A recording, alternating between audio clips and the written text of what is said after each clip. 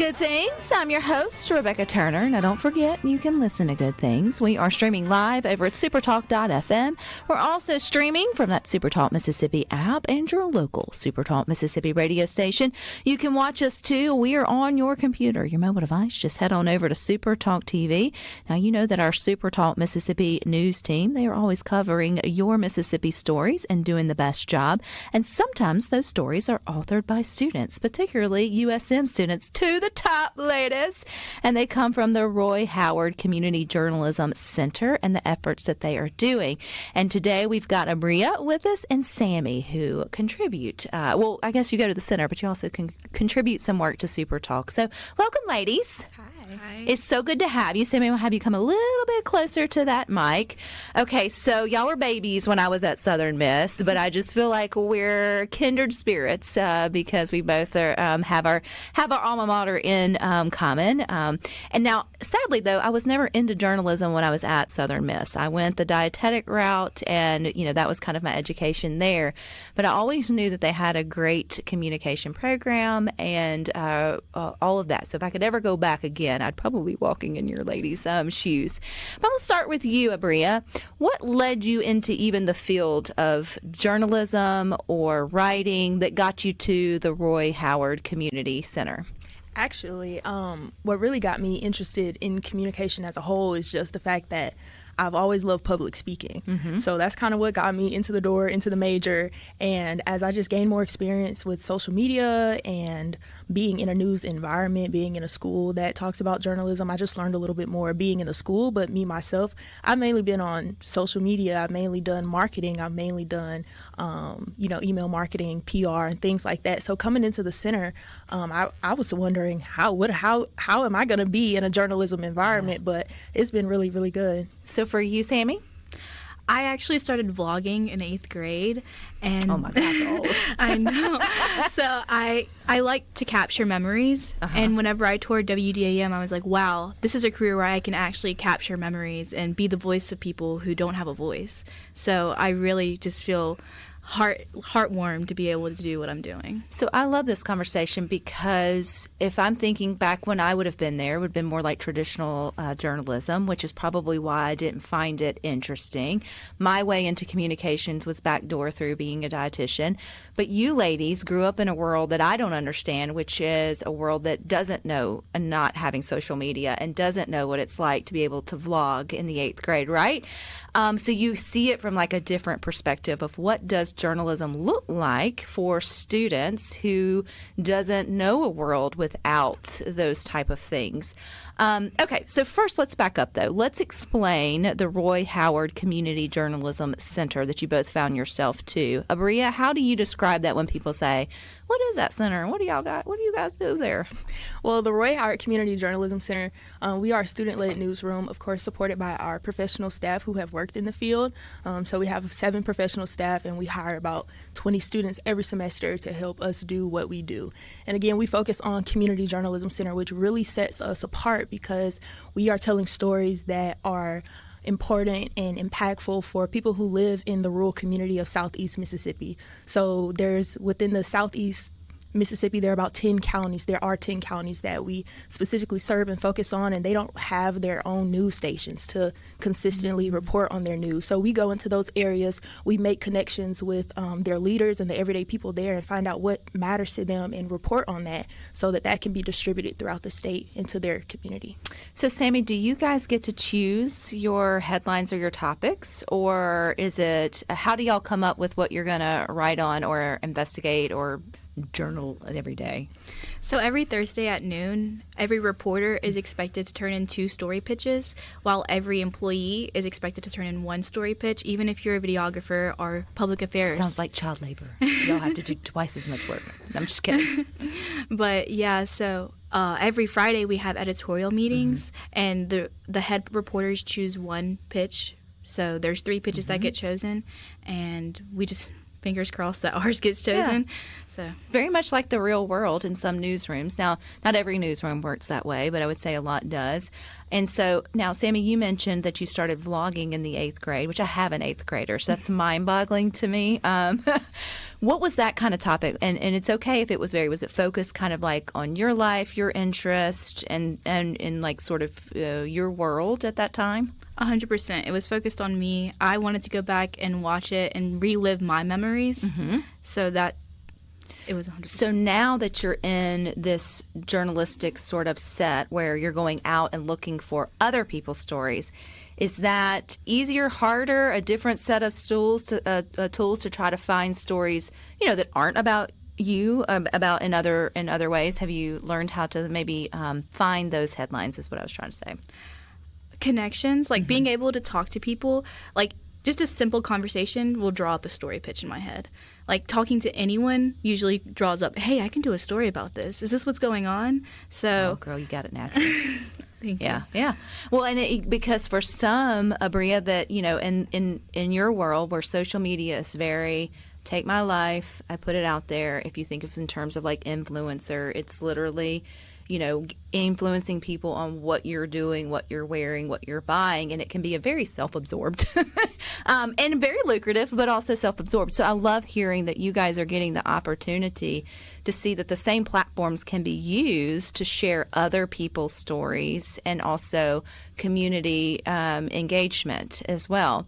So how do you have a way that you find your headlines or your topics or your pitches? I'm probably not using the right language, Abria, but what you want to bring to the table each day. Do you have like a method to your madness? I mean, I'm still developing that method. It's not a science. It really is an art, mainly because we want to talk to real people. We don't just want to pull from our own personal experiences. We have to talk to other people. And so that's what gives us a little challenge, but also what makes it so rewarding in the end. Because like you said, it's not just going to be about us or what matters to us, but it's about what matters to the community. So for some of us, we'll call like local leaders, or we'll call some of the people we've already made connections with and say, hey, what's going on in the town? Or, hey, I just wanted to follow up about this, and see if a story comes from that. Sometimes we'll go through social media and we'll look through and we'll look at the comments on some of the recent posts in community channels, or even on local politics and politicians. Will look in their comments and see what are the people talking about, what are they advocating for, what is it that's important to them. And so from that, we're able to then pitch a story. We're able to do a little bit more research and say, hey, is this something that's that's newsworthy? And when it is, we write a pitch and we submit it, and hopefully it gets through that editorial meeting. Well, I was just going to say, so how much do you have to bring to the table each week, Sammy? Is it just a headline and a couple lines, or do you pretty much have to have your story written out in terms to pitch it, or what does the pitch look like? So usually I like to do a pre-interview, which is basically I just call up whoever I'm doing a story on. I'm like, hey, just to let you know, this isn't officially chosen yet, but I'm doing a pitch on this. Can you give me some information? And I'll usually write a paragraph, and then I'll put their number and email and make sure that they're okay with being interviewed, and then I'll submit that pitch. And I'll just let them know, hey, it might be a few weeks before I get back to you, but I'll let you know if this gets chosen or not. Because there have been times where my pitch was submitted and then a month later it was chosen. So they'll still get back to us. Abria, have you ran into the wonderful, I don't want to be interviewed yet? Not so much the not want to be interviewed. Mainly when we do come across a really good story, people don't want to talk. Mm-hmm. So we get a lot of people hanging up on us and things like that. So we really have to be persistent in our process. That's another reason why she said she gets the pre-interviews and things like that, because that gives us more information to go off of when we make our pitch, as well as we already kind of have them committed into the process. So when the rest of the team gets it, the reporters gets it, they can move on that story without having to worry, do they even want to talk? So. Did you ladies, and Sammy, you can answer first, and then Abria, already have the personality trait that you are okay, one, picking up a phone? Do y'all actually have landlines? But picking up a phone and calling people, like cold calls, as they would say, or was that something that was terrifying in the beginning, but as the longer you've been at the center, it's gotten easier? Because I'm thinking of like that. I mean, that's scary, right? Like that can still be scary even for when you're doing good and fun topics like reaching out to someone and cold calling. So, Sammy, is that just sort of like a personality trait, or do you have to develop that? I feel I'm an extrovert, so I've always been okay with picking up the phone and calling. However, there have definitely been times I felt discouraged whenever someone will hang up on me as soon as I say, "Hi, I'm Sami Jordan. I'm a reporter." Hung up. Abria, how about you? Oh no, it's been terrible. I still remember like my first few times in the office having to pick up the phone, and at first I wasn't even calling people about stories. I was calling schools, administrators. I'm calling them, and that was hard. So even to this day, I still go outside to make a phone call. It feels weird for me to sit in the office, everything's quiet, and I have to make a phone call. So, well, we've got more with the ladies with the Roy Howard Community Journalism Center at USM coming up next. And great choice, Rhino. You can watch us too. We are on that computer or mobile device. Just head on over to SuperTalk TV. We're continuing our conversation with Abria and Sammy. They are with the, I'm going to say it one more time, Roy Howard Community Journalism Center, but also the RHCJC News.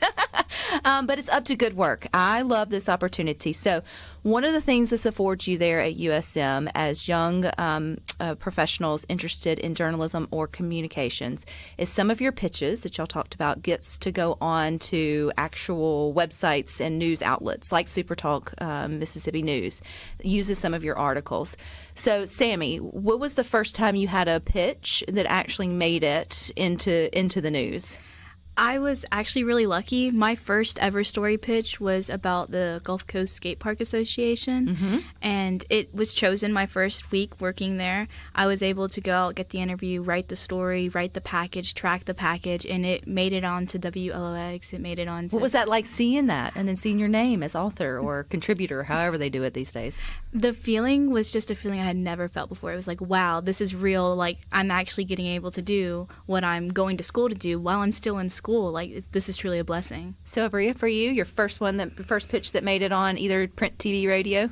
I'm actually not sure where my stories have gone outside of the RHCJC. That's not something that I've been tracking, but I do remember my first. I do need to do that. Thank you for that reminder. But I do remember the very first story that we actually wrote and we produced, which surely went somewhere, was about Lumberton. They did a mural about one of their deceased teachers, and so the art students who knew that teacher and stuff, they did that mural, and that was a feature story that we did, and we did that at the beginning of this year. Have y'all held on to a pitch that maybe was said no to, or just was, and I'm sure it's just not chosen, right? I'm sure, or, that you may come to and you like tuck it back and you're like, I'm going to bring this bad boy back out, and when the timing is sort of right. I see you shaking your head, Abria, so you don't have to share us the headline, but you do have those that you're waiting to bring back out in the right time. I actually just did that this week, and it got chosen this week. So I'm very, very excited. So y'all stay tuned with RHCJC News. So the timing means a lot, too, in the news cycle, right? Unless it's like very timely kind of things. Sammy, you mentioned during the break here that you were happy to see that there was a show called Good Things that highlights that. And every Monday we have our SuperTalk Mississippi News team get to come in here and share the good headlines that they put on supertalk.fm. Because, as a journalist, unless you just choose that route of happy feel good, you're going to have a smorgasbord of important information that needs to come out. So have you found a way yet to not get too bogged down in the heavy and also still have the light and the feel good so you don't get burned out, Sammy? We typically don't cover heavy topics, so...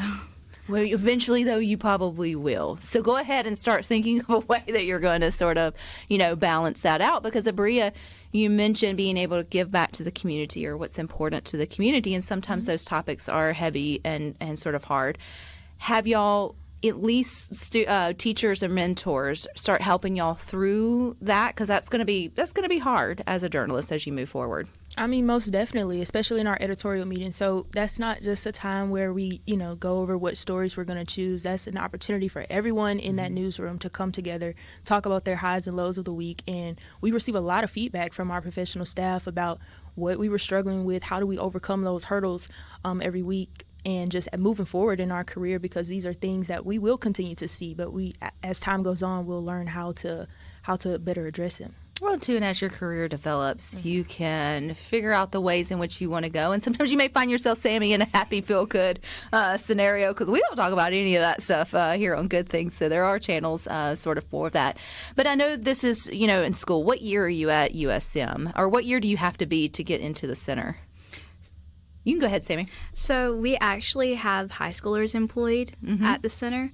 We have junior college students employed. I actually started as a junior college student when I went to Jones, and I still am employed here now that I'm at USM. I'm a junior, but we do have high schoolers. We have sophomores in sophomores in junior college and sophomores at USM. So, Bria, when did you find it? I've been working here since I was a sophomore. I'm currently a junior, and like she said, College or high school? In college. It's like, girl, because your skin looks great, so you could easily be in high school. Thank you. Yeah. So, and is this something you can do up to graduation? Absolutely. So you both are like, yes, you found it. You don't want to sort of let it go. Well, eventually you'll graduate. And my daddy didn't believe I would graduate USM, but eventually I made it across the graduation stage, and obviously going into a real career. Are you ladies leaning into journalism you're shaking your head automatically, or will this just help influence what you do next? Sammy, you're shaking your head, so I'll let you go. My major is actually multimedia journalism, and I'm minoring in social media management, so I do plan on going into the news world as soon as I graduate. I hope to land a TV internship before I graduate, but this is really, really helpful to my future career. Yeah. How about you, Abria? I actually plan on going into marketing and public relations and a little bit of graphic design on the side. So for me, being in this public affairs and events coordinator role now is really helping me build those skills. So journalism, I'm learning about it because I'm in the environment, and it's very, very relevant just even for me to learn how to better consume media and understand the importance of journalism. But as it pertains to my career, I'm in a role that really helps me in that way. Sammy, now, especially young adults in general, I mean, they just consume news differently than back in my day. But I'm in that now, right? I mean, social media, different blogs, all that kind of sort of thing. What are those key or core values of traditional journalism that's being taught there that you should carry no matter where you're, pushing publish to the stories that you write? A huge value we learned on day one with the center is 100% transparency. I feel like that is a value that you should take anywhere as a journalist. Honestly, anywhere as a person. You should be 100% transparency, but especially in journalism, and remain 100% unbiased. Report the facts. If there's any emotions, you're not going to put your own in there. It's going to be from someone else telling it. Have you had a story that you had to either hand off to somebody else or tuck away because you felt like maybe the bias was there that you couldn't write? No. Well, you do light and feel good, so that may come up in the future for you. But I love that. So for you, Abria, when you think about those core values, no matter where you're pushing publish, because it looks so different these days on where that is. What are some of those in journalism that you'll take from the center? Accuracy. Ensuring that what you are putting out in the media or wherever, that is true information, which goes into our What is True initiative, our fact-checking service. We want people to be able to better identify misinformation and disinformation in the media, and as well as be a resource for people to get that information checked. So accuracy, most definitely. Two great values that I think is going to carry you ladies no matter where y'all go. Is there a story you haven't written yet that you would love the opportunity to write, Sammy? She's like, I don't know yet. I haven't made my pitch for the next week. And that's fine, too. I didn't know if maybe like within your community or within the surrounding area, is there something you feel like should get out there that hasn't yet? And if you don't have that answer, that's fine. Well, I actually just submitted a pitch a few weeks ago, and it was chosen, and I'm really excited to work on it. It's about children who have hearing aids. It's not required for insurance to help pay for that, for private insurance to help pay for hearing aids. So I'm very excited to dive into that and being a voice for children who have hearing disabilities. See? Pretty cool. What about you, Abria? Is there something coming up that we need to look out for? Not really. Not yet, anyway. Not for me. Yeah. So where do you get your inspiration? You mentioned like already scrolling social media and some other places, but is there a place when you know you're fixing to go into the newsroom and make your pitches? Is there somewhere you can go that's like a treasure trove of ideas? Of ideas for the pitch? The main way that I get more ideas outside of like Facebook and those groups is I like to go walk downtown, and I'll go walk downtown and I'll talk with people, and that's actually how I got another one of my stories that made it through editorial and we reported on last year. I went downtown. I actually got outside, and so that's one of the things that I've benefited from being here is that I cannot stay in my room and also know about what's going on in my community without getting outside. So, well, you two ladies. Future's bright in journalism with folks like y'all getting out there and doing your own thing. But if people want to see, now I know often some of the students there's work will be displayed on supertalk.fm. I know we've picked up a couple of the stories, but you mentioned TV outlets and others. But where can we go to see all of y'all's work? Is like the RHCJC, like an actual news outlet where we can go and consume what you guys are writing and doing? Yes, you can go to our website, which is rhcjcnews.com, as well as stay connected with our social media, which is at RHCJC News. And on those platforms, you'll be able to see what content is coming out as well as redirect back to our website. All right, you ladies. Well, I appreciate your time. Keep going. Southern Miss to the top. All the way. All right, you guys stick with us. It is Friday. We got Tanya with movies coming up next.